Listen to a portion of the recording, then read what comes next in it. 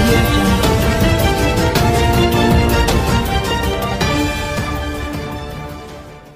రేపు జరగబోయే joint fact finding committee దానికి హాజరు కావాలని వారు ఇంతకుముందే హరిప్రసాద్ గారు వారు మాట్లాడారు.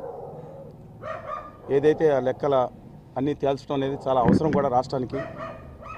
దాని మీద ప్రత్యేక హోదా విభజన హామీల సాధన సమితి తరపున ప్రొఫెసర్ విశ్వనాథ్ గారు రేపు కమిటీకి కూడా హాజరవుతారు. మేము కూడా సంఘీభావం తెలియజేస్తాం.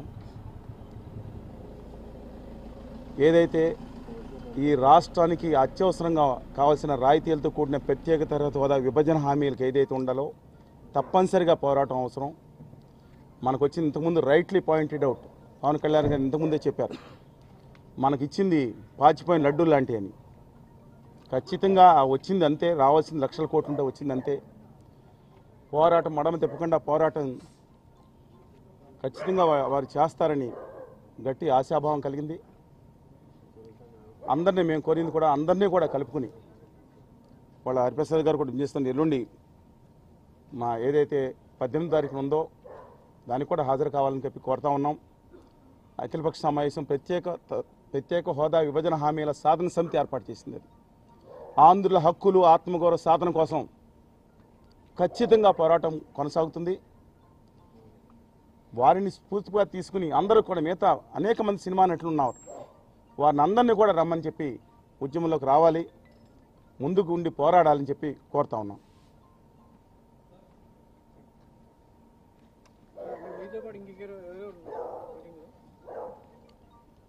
ప్రొఫెసర్ పోతుకూచి ఉమాభట్టీశ్వర శర్మ గారు, ప్రొఫెసర్ విశ్వనాథ్, సంగీత దర్శకులు, ప్రత్యేక తరగతి హోదా విభజన హామీల మీద గీతాలను కంపోజ్ చేసిన, అలాగే 4 సంవత్సరాల నుంచి మాతో పాటు ఉన్న సంగీత దర్శకులు కుద్దూస్ గారు, విద్యార్థి నాయకులు గురురాజ్ గారు, మిగతా అందరం కలవటం జరిగింది. అది అవుట్కమ్ వచ్చిన తర్వాత దాంట్లో ఫ్యాక్ట్ ఫైండింగ్ కమిటీకి ఏదైతే వేశారో దానికి ప్రొఫెసర్ గారు, ఎందుకంటే మ్యాథమెటిక్స్ దాంట్లో డాక్టరేట్ చేసినారు, వారు హాజరవుతారు. మేము కూడా సంఘీభావం తెలియజేస్తాం. ఖచ్చితంగా ముఖ్యంగా పోరాడాల్సింది ఏంటంటే కేంద్రం నుంచి మనకు రావాల్సిన విభజన హామీలు అన్నీ చాలా ఉన్నాయి. ఇదండి మనకు రావాల్సింది ముఖ్యమైన విషయం ఏంటంటే కేంద్రం నుంచి రావాల్సిన అనేక హామీలు ఉన్నాయి. దుర్మార్గంగా కేంద్ర ప్రభుత్వం వ్యవహరిస్తూ ఉంది, ఘోరంగా వ్యవహరిస్తూ ఉంది, రాష్ట్ర ప్రభుత్వం నిర్లిప్తంగా వ్యవహరిస్తూ ఉంది. ఖచ్చితంగా అలాగే వీటిలన్నింటి మీద కూడా తప్పనిసరిగా లెక్కలు ఆల్రెడీ ఇంతకుముందు తెలుసు. మిగతాది ఇప్పుడు పరిపూర్ణంగా బయటకు వచ్చిన తర్వాత కేంద్రం మనకి ఎంత ఇచ్చింది వివరాలు ఉన్నాయి. దాంట్లో ఎంత మిస్యూటిలైజ్ చేసాం అంటే 50 కోట్లు ఏదో జిల్లాకి ఇచ్చింది మిస్యూటిలైజ్ చేసాం, అదే పెద్ద ఇష్యూ అని కాదండి, అది కాకు తీర్చుకుంటుంది. అసలు రాష్ట్రానికి రావాల్సింది ఎంత, వచ్చింది ఎంత, ఎందుకని ఇలా మోసం చేస్తా ఉన్నారు? ఒకళ్ళ మీద ఒకళ్ళు ఎంత వచ్చిందని, ఇది కాదు కదా. ఫ్యాక్ట్ ఫైండింగ్ చేసింది యాక్చువల్ ఫ్యాక్ట్స్ బయటికి రావాలని.